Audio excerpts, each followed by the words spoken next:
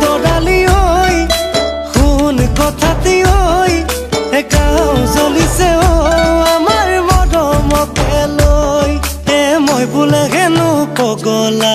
মই বোলে হেনো বলিয়া গামৰৰ তিনিআলিত সদায় বহি থাকে মোৰেনো আলোচনা মই বোলে হেনো পগলা